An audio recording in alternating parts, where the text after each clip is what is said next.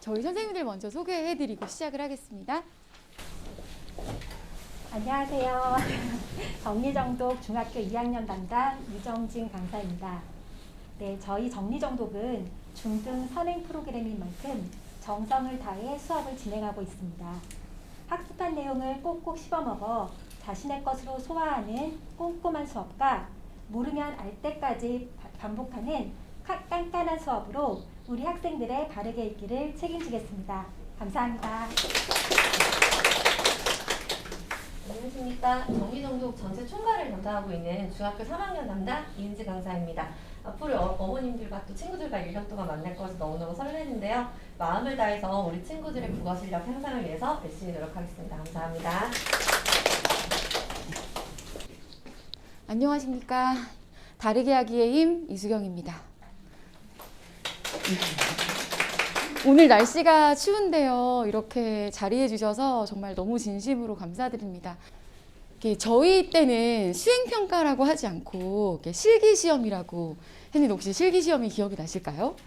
저는 지금도 굉장히 우리 아이들에게는 가장 최고의 것만을 주고 싶은 굉장히 이렇게 경쟁심과 욕심이 많은 그런 사람인데요. 이렇게 어릴 때도 제가 굉장히 이렇게 경쟁심과 욕심이 많았나 봐요. 그래서 실기시험이 있었는데 그 농구공을 이렇게 드리블 해가지고 이렇게 양손으로 이렇게 골대에 넣는 그런 실기시험을 했었던 적이 있었습니다.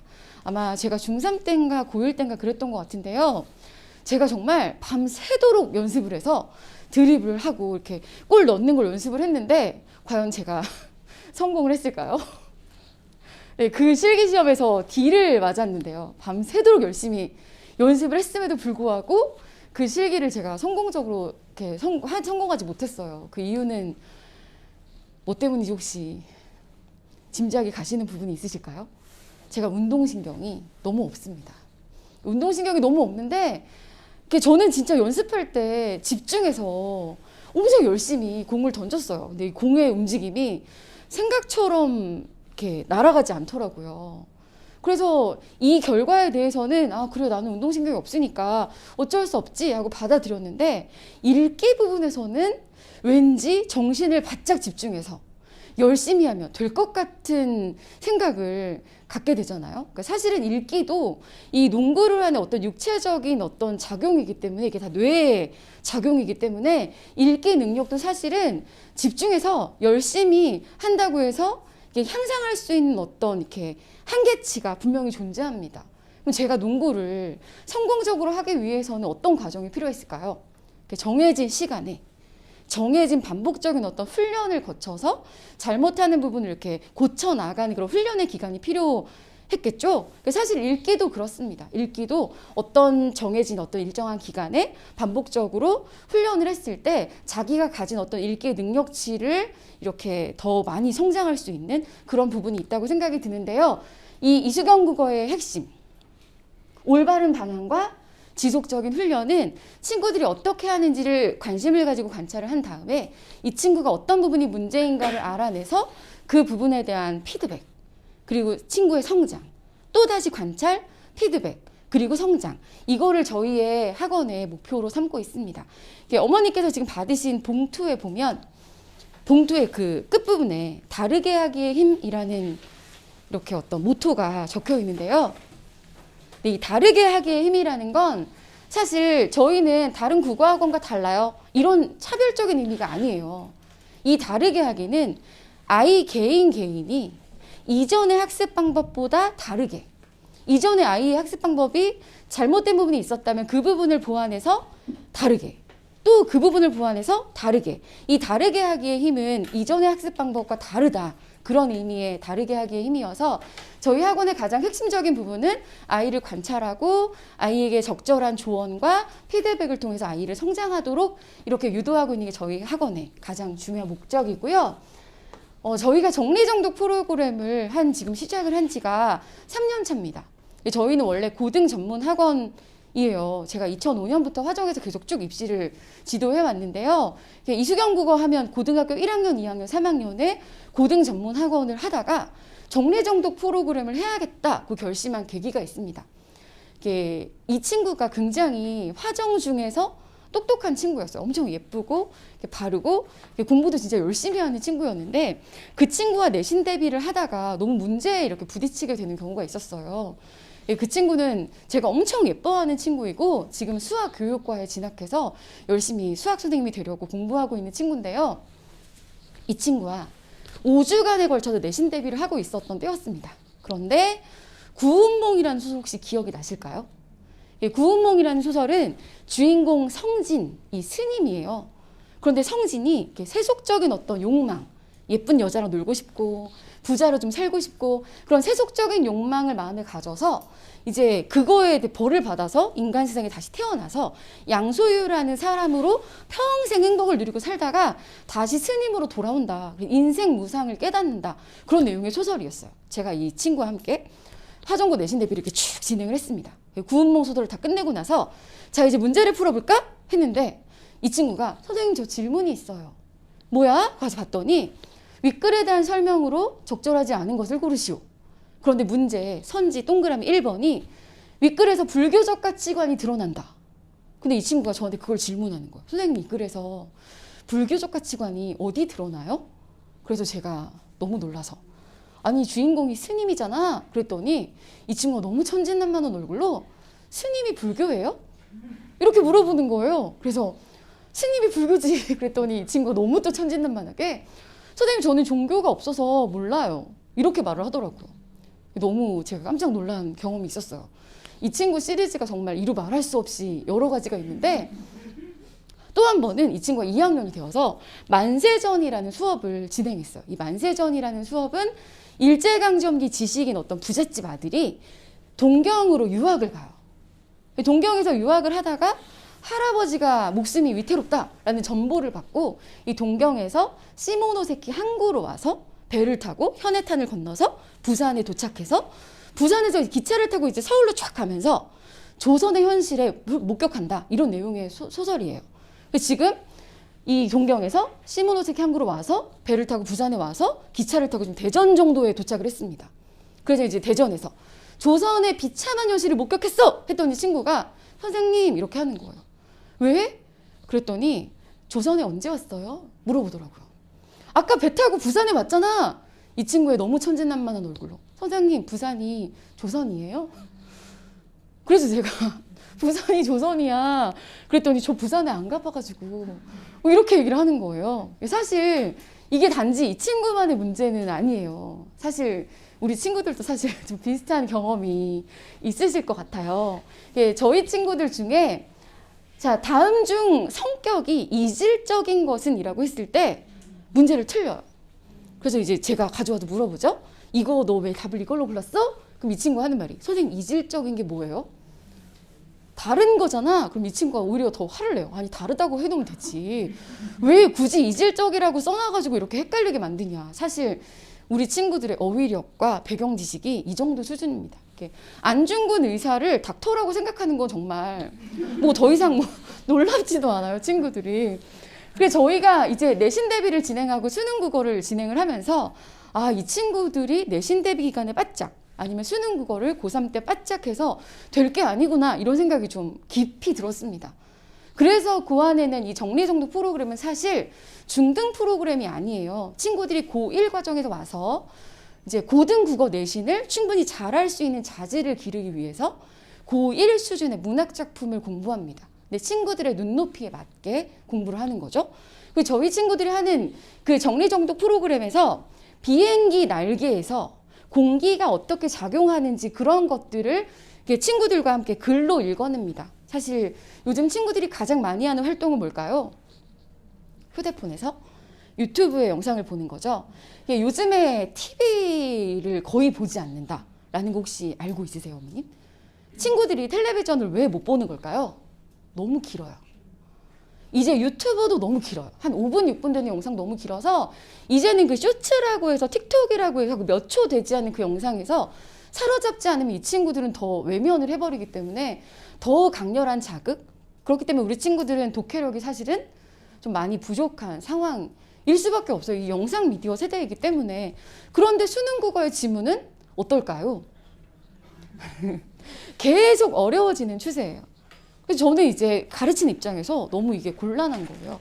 아니 왜 친구들의 독해력은 낮아지는데 수능 그거의 지문은 높아질까? 근데 또 어떻게 생각해보면 너무 당연한 결과죠. 왜냐하면 우리 사회가 그만큼 복잡해지기 때문에 이 더 사람들에게 더 높은 수준의 정보 처리를 요구하는 사회가 된 거예요. 그러니까 우리 친구들은 높은 수준의 독해력을 요구받는 과도기적인 어떤 상황을 겪을 수밖에 없습니다. 앞으로는 영상미디어 세대가 대세가 되어서 그렇게 되어 갈 수도 있어요. 그렇지만 우리 친구들은 아마 이 과도기에서 잘 이 높은 수준의 독해력을 요구하는 입시를 극복을 해야 할 것 같습니다. 그래서 저희가 정리정독 프로그램을 고안해냈고요. 이제 컨텐츠가 많아질수록 오히려 소용없는 컨텐츠들이 너무나 많습니다. 그런데 책은 검증된 정보라는 게 너무 분명하잖아요. 검증된 지식을 자기 스스로 주체적으로 정리하는 그런 독서력을 기르기 위해서 이 정리정독 프로그램을 진행하게 되었습니다. 수능 국어의 경향, 아까 수능 국어가 점점 더 높은 수준의 독해력을 요구한다고 했는데 어떤 독해력을 요구하는 건지 제가 한번 보여드리도록 할게요. 수능 국어는 총 45문항을 80분 동안 해결하는 시험이에요. 혹시 어머님들 중에도 수능 세대가 있으실 것 같아요. 저희 때는 60문제를 120분 동안 푸는 시험이었습니다. 언어 영역이라고 해서 기억이 나시죠? 그런데 이 친구들은 45문항을 80분 동안 해결하는 거잖아요. 문항수가 많이 줄었네요. 그런데 친구들은 계속 시간이 모자란다고 합니다. 이유가 뭘까요? 지문 개수는 안 줄었어요.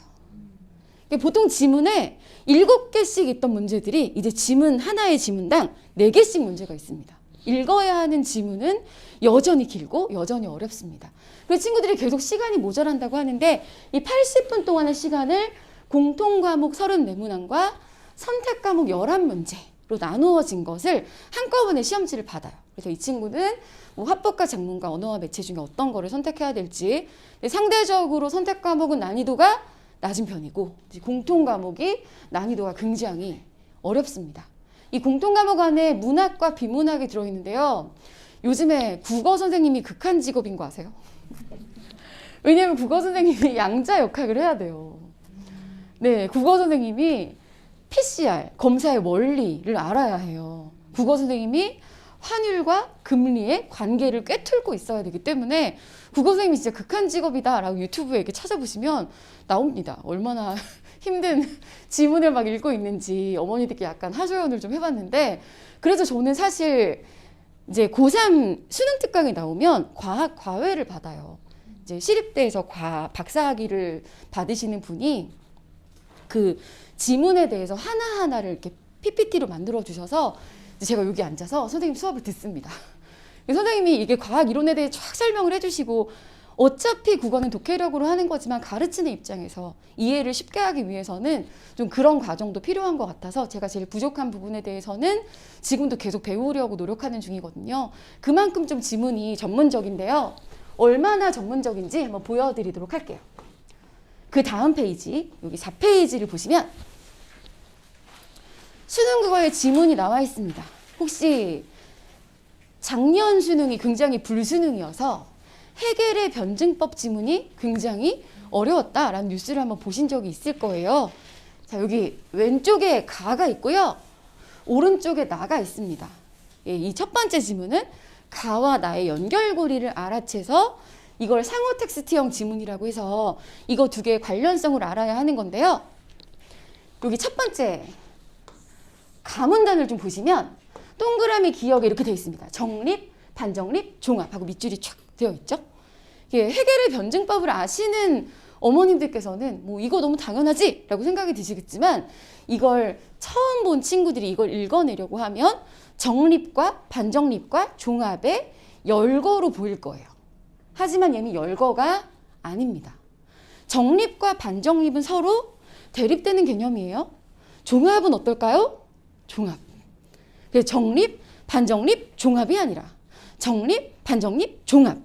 이렇게 해서 이 관계를 획득한 친구는 나글 한번 보세요. 나글. 오른쪽에 있는 나글을 보시면 여기 동그라미 D 위에 줄에 예술, 종교, 철학의 관계가. 예술, 종교, 철학의 관계일까요? 아니에요. 예술, 종교, 철학의 관계. 그래서 이 철학이 짱이다라는 내용이었어요. 그런데 가와 나를 이렇게 연결해서 읽으려면 이 구조, 정립, 반정립, 종합의 체계, 이 예술과 종교와 철학의 관계, 이거를 친구들이 알아챘어야 이 글을 구조적으로 이렇게 쫙 잘 이해할 수 있는 그런 지문이었어요.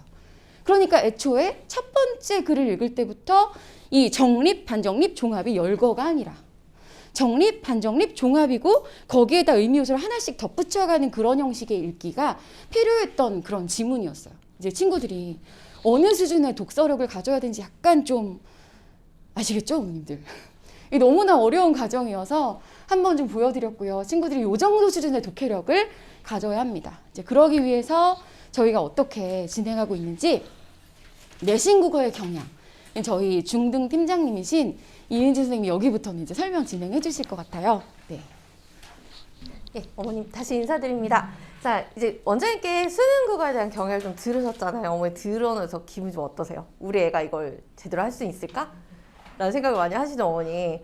근데 사실은 앞에서 원장님이 말씀하셨다시피 저희가 일선에서 수업하면서 그런 경우를 너무 많이 봤어요. 친구들이 고3에, 그러니까 중3에서 고1에 올라가는 3개월 동안 그 고등 개념을 학습해서 바로 모의고사나 내신 대비에 적용하는 게 너무너무 힘들다는 걸 저희가 일선에서 많이 느꼈고, 또 국어학원에 대한 필요성을 중학교 때부터 잘 모르시는 어머님들도 계세요. 그래서 아이들이 이제 고등학교 들어와서 이제 수업을 하다 보면 친구들이 그런 부분에서 힘들어하는 것을 저희가 약간 교량의 역할이다라고 생각해 주시면 좋을 것 같아요.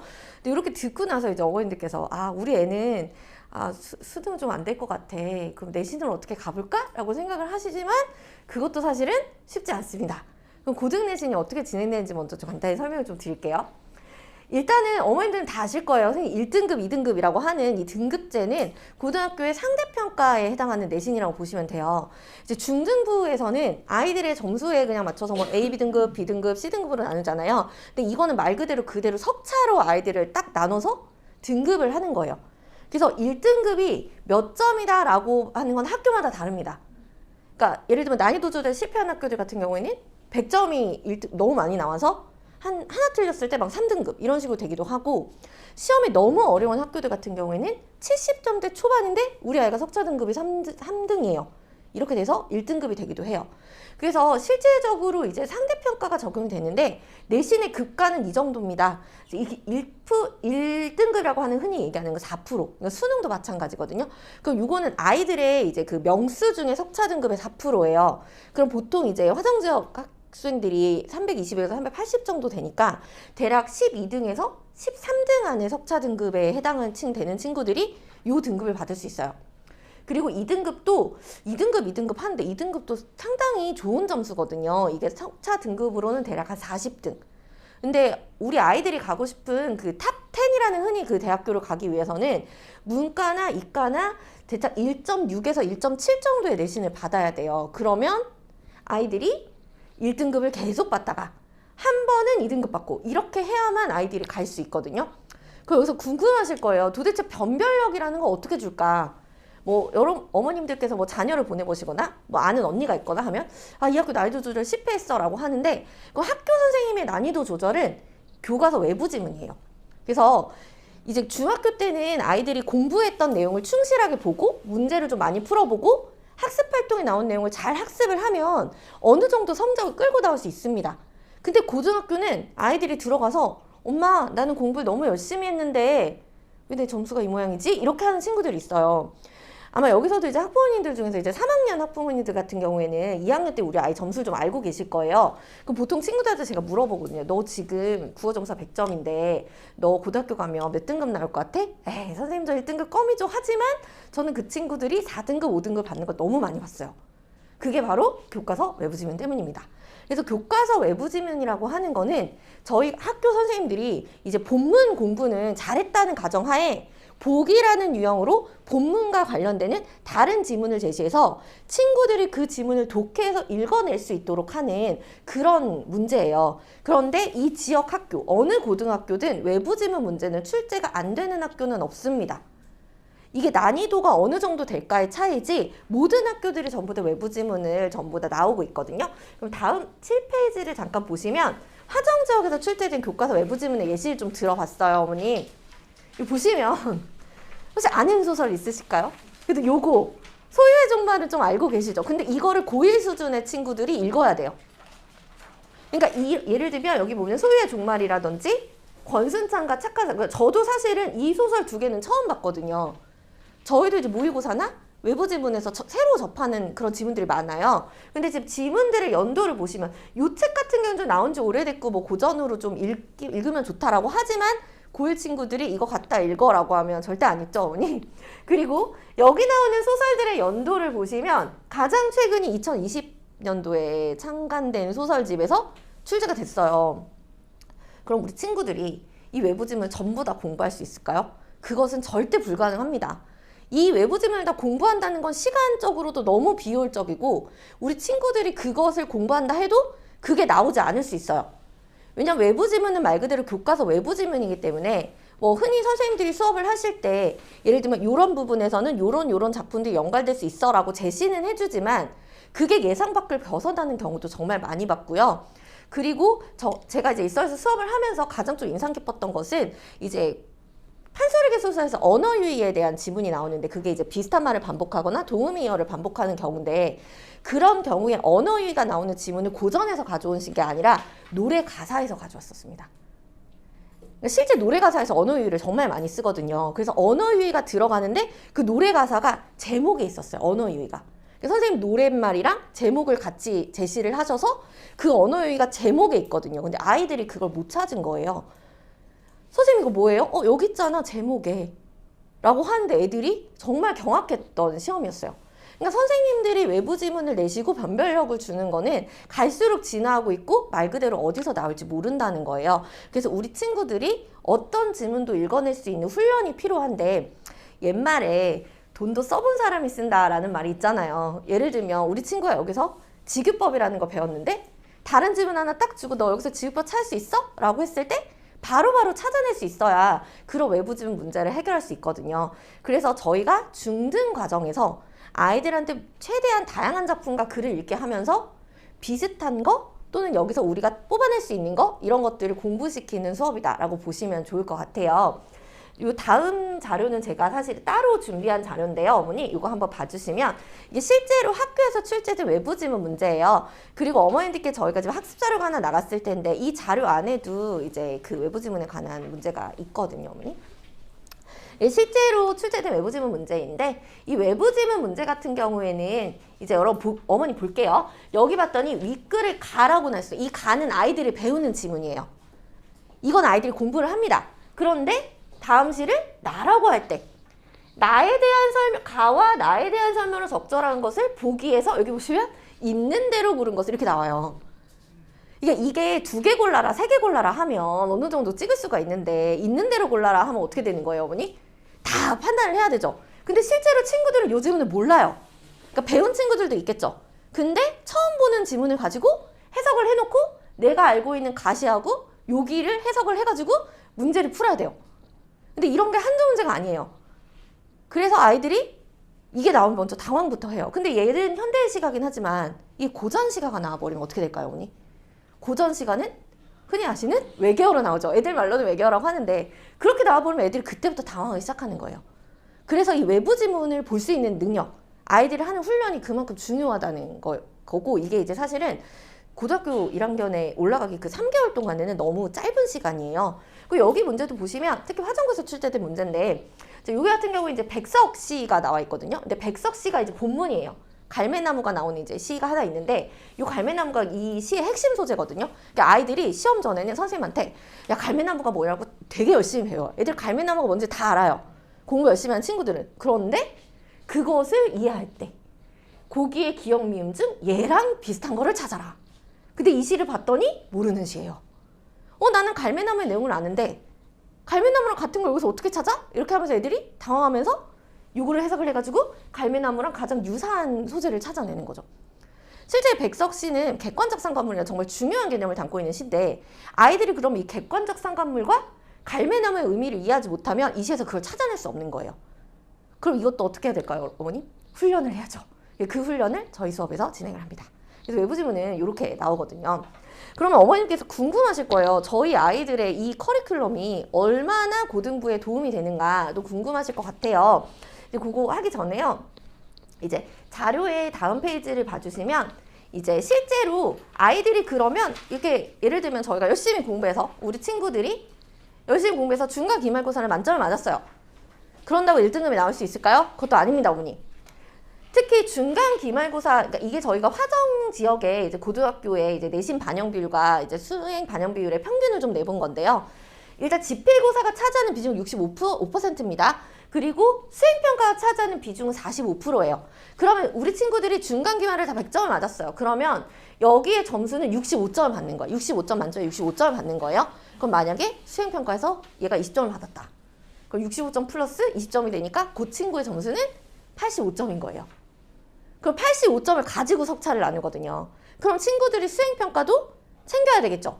그래서 다음 자료 페이지를 보시면 저희가 화정 지역의 수행평가들을 좀 정리해 놓은 자료가 있어요. 요거는 좀 천천히 읽어보시면 좋을 텐데 한번 쭉 읽어보시면 나와 있는 수행평가의 영역들이 대부분은 어떤 영역이냐면요. 읽고 쓰는 영역이에요.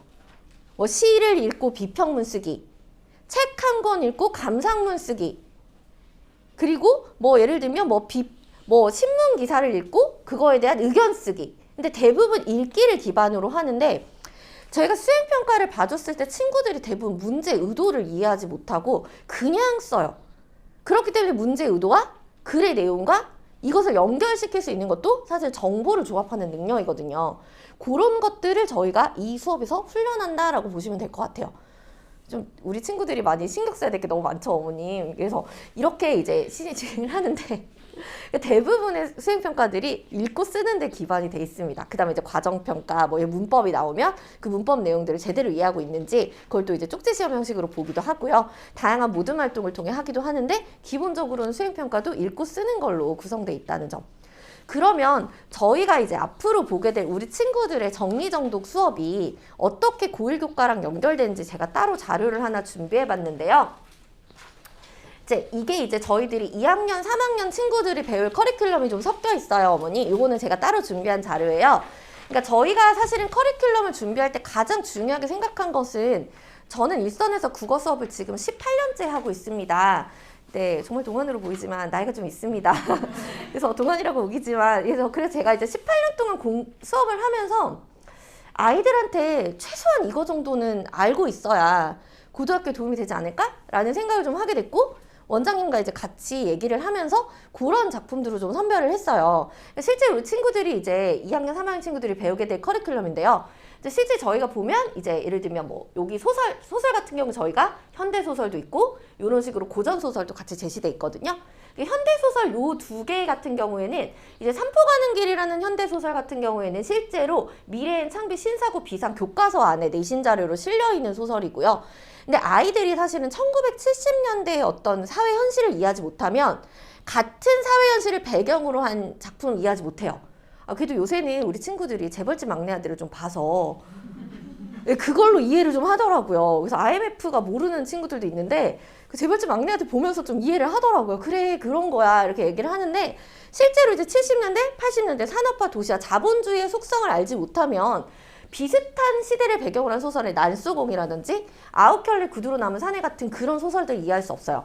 그래서 저희가 이 소설을 공부하면서 1970년대 사현실 이런 거고 이런 인간의 모습들이 드러나고 주로 이렇게 드러나는데 이 소설에서는 어떻게 드러나고 있을까? 여기 나오는 인물들은 어떻게 형상화되어 있을까? 이런 식으로 저희가 수업을 진행해 나갑니다. 그리고 이제 여기 보시면 이제 신뢰할 수 없는 서술자 같은 경우는 현대소설인데 여기 같은 요 개념은 우리 친구들이 사실은 중2 때 동백꽃이라는 소설을 보면서 배웠어요. 하지만 그게 아이들은 신뢰할 수 없는 서술자라는 걸 모르죠. 그래서 2학년 때 배웠던 걸 바탕으로 신뢰할 수 없는 서술자에 관한 지문을 공부하면서 실제로 요 본범 같은 소설은 해냉금성 지학사 내신에 연계되기도 했고요. 그 다음에 2021년 모의고사 때 맹순사라는 작품으로 신뢰할 수 없는 서술자의 개념이 출제가 됐고요. 풍자나 해학소설에서 많이 등장하는 개념이기 때문에 친구들이 그걸 보면서 이거 왜 신뢰할 수 없는 서술자지? 신뢰할 수 없는 서술 중에 어떤 유형이지? 같이 공부하면서 작품을 통해서 적용하는 연습을 했습니다. 고전소설 같은 경우는 저희가 금방울전, 쇄신함전기, 춘향전 이렇게 세 가지 소설을 같이 배워볼 건데요. 특히 여기 보는 그 고전 소설 같은 경우에는 유형별로 흔히 얘기하는 클리셰라는 게 있어요. 예를 들면 영웅소설에서는 이런 요소가 드러나고 가정소설에서는 이런 요소가 드러나고 그다음 뭐 판소리계 소설이 이런 특징이 드러나고 해서 그걸 같이 먼저 배워본 다음에 이제 아이들하고 진짜 본문을 읽어보면서 그러면 영웅소설이니까 여기는 영웅소설에 어떤 요소가 들어가 있는 것 같을까라고 하면서 이제 본문에서 제시되어 있는 걸 같이 공부하면서 요 세 작품들을 그렇게 공부했습니다. 사시남전기 같은 경우에도요. 특히 영웅소설 같은 경우에는 모의고사에서 너무 많이 출제되고 있는 제재고 실제 내신에서도 예부지문으로 많이 주시는 영역이 있고요. 그 다음에 사시남전기 같은 가정소설은 모의고사에 매우 많이 출제가 돼요. 뭐 사시남전기도 출제되고 뭐 창성감이록이라든지 뭐 적성이전 같은 이제 그런 식의 이제 여러 가지 가정소설들 많이 출제되고 있어서 가정소설의 특징을 보면서 그러면 이런 소설 같은 경우 가정소설이니까 앞으로 여러분이 뭐 처척 간의 갈등이 드러나면 그걸 뭐라고 생각해야 될까? 이런 식으로 저희가 아이들의 수업을 확장할 수 있도록 연계해 나갑니다. 판소리계 소설 같은 경우에도요, 우리 친구들이 이제 판소리계 소설도 이제 교과서에 있는 요 제재로 많이 출제가 돼 있는데 실제 판소리계 소설도 모의고사에서 출제가 정말 많이 돼요. 근데 친구들이 판소리계 소설의 특징을 모르면 그 작품을 이해할 좀 힘들거든요. 그런 것들을 보면서 판소리계 소설에는 주로 이런 특징이 드러나니까 이렇게 공부하면 좋을 것 같아요 라고 하면서 저희가 소설을 배운 걸로 끝나는 게 아니라 다른 작품이랑 확장할 수 있도록 저희가 유도해주고 있습니다. 그리고 이제 저희가 연한 박전 같은 경우에는 박전의 소설을 아이들이 중학교 2학년 때 양반전으로 배웠거든요. 근데 그거 같이 공부하면서 박지원이란 작가의 특징, 박지원의 작품은 정말 많이 출제가 됐어요. 실제로 미래인 창비 천재 내신에 연계되기도 하고 모의고사 제재로 정말 많이 나왔기 때문에 박지원이라는 작가에 대해 알아보고 작가의 작품 경향에 대해 알아본 다음에 그 작품이 어떻게 적용되어 있는지를 다양한 작품을 통해 공부를 하였습니다. 그리고 시 문학 같은 경우는 윤동주와 백석의 시를 저희가 배웠는데요. 실제 윤동주와 백석은 고등학교 때는 이 두 시인을 빼놓고는 이해할 수가 없어요. 특히 윤동주 시에서는 자아성찰에는 아주 중요한 개념이 출제되고요. 백석의 시에서는 객관적 상가물에 대한 이해가 없으면 백석의 시를 알 수 없거든요. 그래서 그 작품들, 이런 작품들 같은 경우에는 교과서 내신으로도 연계되지만 특히 외부 지문으로 정말 많이 나와요. 그래서 이게 윤동주 시다 이렇게 하면 어느 정도 윤동주 시의 특징을 아이들이 떠올리면서 윤동주 씨는 이런 특징이 있으니까 여기에 자아성찰이 들어가 있는 게 아닐까 한번 찾아볼까라고 하면서 자연스럽게 유도할 수 있도록 윤동주 씨나 백석의 시의 다양한 작품을 통해서 이제 자아성찰이 무엇인가 또 객관적 상가물이 무엇인가에 대한 개념을 아이들하고 하나하나씩 학습해 보면서 수업을 진행할 예정입니다. 그럼 이제 저희가 비문학과 문법 영역도 저희가 수업을 진행을 하는데 아까 원장님들께서 설명해 주셨던 대로 저희 정리정독의 비문학 수업의 목표는 아이들한테 최대한의 많은 배경 지시를 학습을 하면서 작품에 있는 이 복잡한 정보를 문제에 맞춰서 어떻게 유형할 것인가에 좀 중점을 두고 가르쳤어요. 그럼 실제로 저희가 이제 비문학에서 나왔던 것들 같은 경우에는 이제 경제 지문 같은 경우에는 소득효과, 대체효과 지문을 저희가 커리큘럼으로 집어넣는데 이거는 이제 지금까지 경제 영역이 킬러 지문으로 정말 많이 출제가 됐고요. 그 악명 높았던 브레턴 우즈 체제도 이거를 이해하지 못하면 할 수가 없어요. 우리 친구들이 뭐 소득과 뭐 예를 들면 뭐 수요 공급의 관계 이런 걸 전혀 모르면 아예 이거 자체가 해석이 불가능하거든요. 그런데 실제로 친구들이 물어보면 배경 지식이 하나도 없어요. 근데 사실 이게 중3 과정에 들어가는 과정이거든요. 근데 다른 교과랑 이 교과를 연결시키는 건 아이들이 잘 못하더라고요. 그래서 수학 시간에 배웠던 거 같이 리플레이 해보면서 아이들하고 이제 이런 개념을 같이 보고 특히 이런 이제 경제형 지문 같은 경우에는 그래프 문제가 되게 많이 나오거든요. 그래서 그래프하고 본문의 내용을 어떻게 연결할 거냐라는 것들 좀 공부를 해봤고요. 그다음에 이제 논증 방식의 종류 같은 경우에도 지금 저희가 이제 제시한 것들이 대부분 킬러 지문으로 나왔던 유형의 그런 이제 그런 비문학 지문이거든요. 특히 이제 논증 방식 같은 경우 중3 내신에 들어가 있기도 하고요. 실제로 모순관계하고 반대관계를 다뤘던 대수능 시험이 있었는데 그때 아이들이 너무너무 힘들어 했는데 기본적으로 연역, 귀납, 추론에 관한 지식이 있으면 어느 정도 쉽게 풀어낼 수 있었거든요. 근데 배경 지식이 중요하지 않다라는 선생님도 계시는데 저는 그렇게 생각하지 않습니다. 어느 정도의 배경 지식이 돼 있지 않으면 아이들이 읽을 때 시간이 많이 걸리거든요. 그런 것들 내신과 연계하면서 실제로 기출됐던 모의고사 지문을 같이 풀어보면서 이제 추론 과정이 구체적인 사례로 들어가 있는 예를 어떤 식으로 연결할 것인가 같이 공부했어요. 그리고 비문학 기술과학 지문에서는 아까 원장님 잠깐 설명했죠. 비행기의 비행 원리, 뭐 수소, 연료, 전지, 자동차, 뭐 예를 들면 뭐 새로운 신기술이 드러난 지문을 같이 읽어보면서 특히 이런 지문들 같은 경우 시각 자료랑 같이 제시가 되는데 특히 이제 그 서라운드 뷰의 원리가 작년 수능에 출제가 됐을 때 그때 아이들 정말 어려워했거든요. 그래서 이제 그림이 들어가 있는 문제를 어떤 식으로 지문의 정보랑 연결할 거냐. 여기를 좀 중점으로 같이 공부를 하면서 친구들과 구체적인 사례나 시각적 자료가 나오는 문제를 어떻게 연결할 건가 좀 연습을 했고요. 그 다음에 법률의 적용과 해석 같은 경우에는 어머님도 아시다시피 예학의 법적 성질이 21년도 수능에 나왔었는데 이때 이 수능이 정말 어려웠거든요. 아이들이 전혀 이해를 못했어요. 그래서 사실 법률 지문 같은 경우에도 아이들 어려운 법률 용어를 이해하고 추상적인 내용을 구체적인 내용에 적용하는 사례 문제가 많이 나오거든요. 그래서 법률 지문을 읽는 방법을 같이 배워보고 그다음 추상적인 내용과 구체적인 사례를 연결하는 방식을 한번 배워보았고요. 비슷한 맥락에서 데카르트 합리론도 아이들 데카르트 하면 잘 모르거든요. 형이상학적인 거 이해 못하거든요. 친구들한테 그거 같이 공부하면서 그러면 이런 추상적인 내용이 구체적인 사례에 어떻게 적용되고 구체적인 사례를 연결할 수 있는 방법 이런 것들을 공부하기 위해서 저희가 이런 커리큘럼을 구성을 했고요. 그리고 문법 영역 같은 경우에는요. 저희가 이제 중2하고 중3에 나오는 문법 영역인데 제가 중3 영역을 먼저 갖고 와봤어요. 중3에서는 문장의 구조와 짜임이 중학교 3학년 내신에 연계가 됩니다. 이거는 출판사 상관없이 문법은 공통이에요. 나오는 순서만 다릅니다. 그래서 중3 내신과 연계되는 문장의 구조와 짜임을 공부하면서 고1 내신에 연결되는 문법 요소를 같이 공부했습니다. 문법 요소 같은 경우에는요. 문장 성분에 대한 이해가 없으면 절대 풀 수 없어요.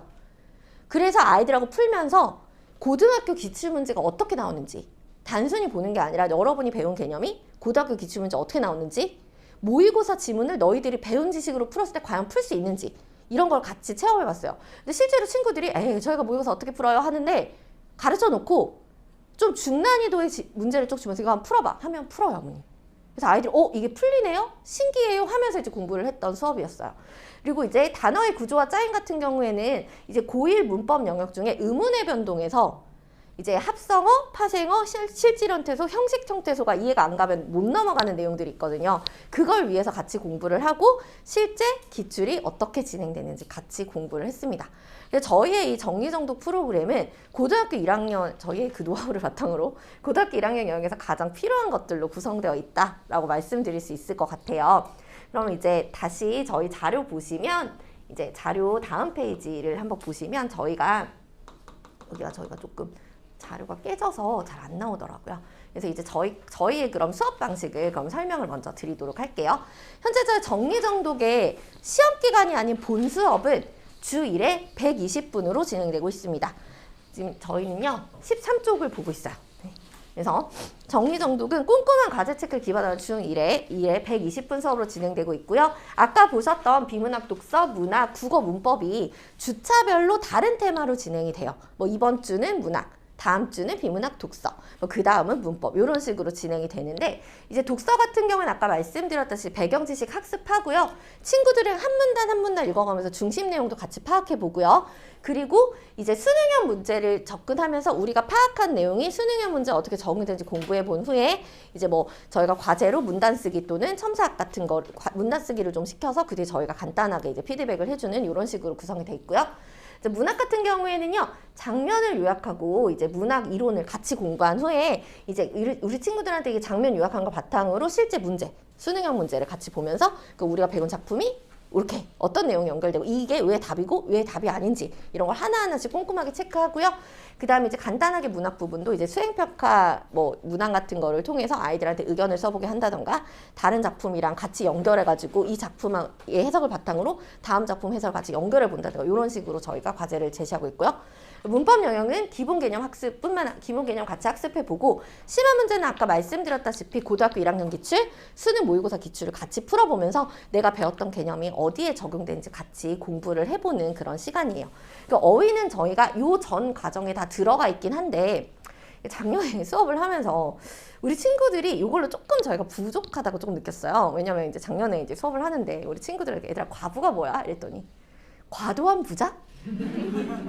이렇게 얘기를 하더라고요. 그러면 상사병이 뭐야? 이랬더니 과장이 되면 걸리는 병? 이러더라고요. 그래서 우리 친구들이 어휘를 조금 더 공부해야겠구나 라고 생각해서 본 수업 때도 어휘를 하지만 저희가 이제 우리 친구들 OT를 첫 주에 진행하거든요. OT 진행할 때 저희가